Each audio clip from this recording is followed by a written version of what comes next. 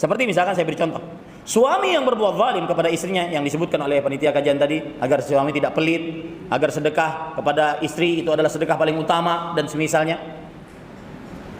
Suami yang berbuat zalim terhadap istrinya, pemimpin yang berbuat zalim terhadap istrinya, dia akan dimintai pertanggungjawaban nanti di hari kiamat oleh Allah Subhanahu wa taala. Karena kenapa? Karena ada urusannya dengan hubungan manusia. Para ulama mempunyai kaidah huququl adamiyyin mabniyatun 'alal musyahah. Hak antar sesama manusia nanti di hari kiamat dibangun di atas saling meminta, saling menagih. Engkau wahai suami, kata istri nanti, didatangkan nanti suami istri di hadapan Allah Subhanahu wa taala. Ya Allah, ini suami zalim, tidak menafkahi saya, berbuat kasar terhadap saya, tidak mendidik saya agama. Akan dimintai pertanggungjawaban. Bukankah Rasulullah SAW bersabda dalam hadis riwayat Imam Bukhari, "Ar-rajulu ra'in ala ahli baitihi wa huwa mas'ulun anhum." Seorang lelaki pemimpin atas rumah tangganya dan dia penanggung jawab atas istri dan anak-anaknya. Begitu juga istri akan didatangkan nanti untuk kepentingan suaminya. Kalau seandainya istrinya tidak melayani suaminya, tidak mengurus suaminya, sering keluyuran, ya, kemudian banyak reuni TK, reuni SD, reuni SMP, ya, reuni mall sama-sama, ketemu di mall reuni. Maka ahibati hafizakumullah, ini nanti akan dimintai pertanggungjawaban oleh Allah Subhanahu wa taala. Maka hati-hati.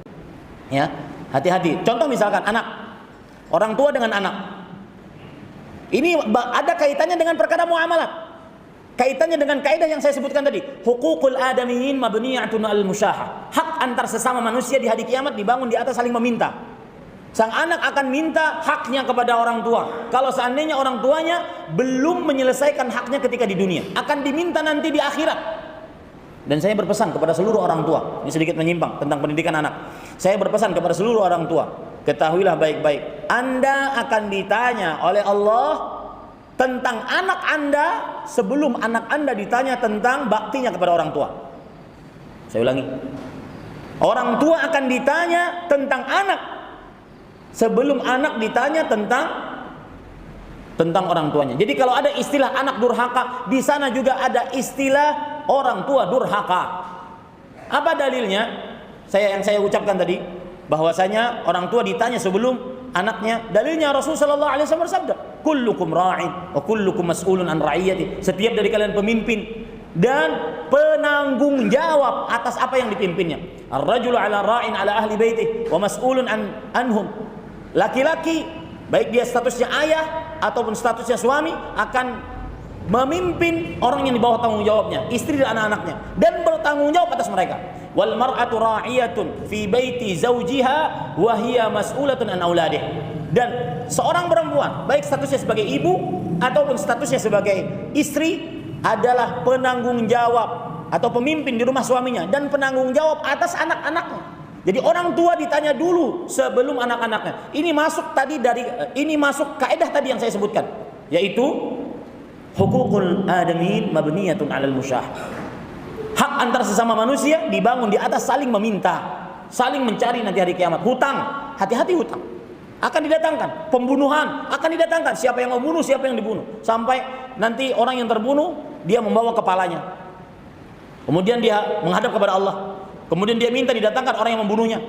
Kemudian orang yang terbunuh tersebut mengatakan kepada Allah, "Ya Allah, ya Rabbi, sal hadza lima qatalani." Tanya pembunuhku ini, kenapa dia sudah membunuh? Minta.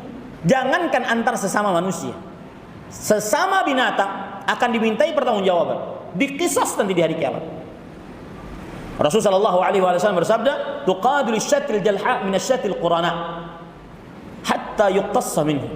Yang artinya akan didatangkan kambing yang patah tanduknya di hari kiamat dengan kambing yang mematahkannya sampai dikisas nanti pada hari kiamat.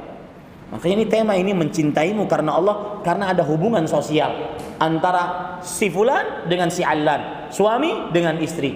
Maka tema ini sangat penting agar kita nanti jangan sampai ada sebagian orang ahli ibadah di dunia, ahli sholat sunnah, sholat tahajud, sholat duha, sholat witir, nggak pernah ketinggalan. Ada juga ahli puasa sunnah, Senin Kemis, bahkan ada yang banyak yang mengerjakan puasa Daud, banyak yang mengerjakan puasa 13, 14, 15. ahli baca Quran, hafal Quran, akan tetapi di hari kiamat pahalanya berkurang. Pahalanya diambil, pahalanya ditransfer. Gara-gara apa? Tadi hak antar sesama manusia di hari kiamat dibangun di atas saling meminta. Istri mungkin menagih haknya dari suaminya, suami menagih haknya dari istrinya.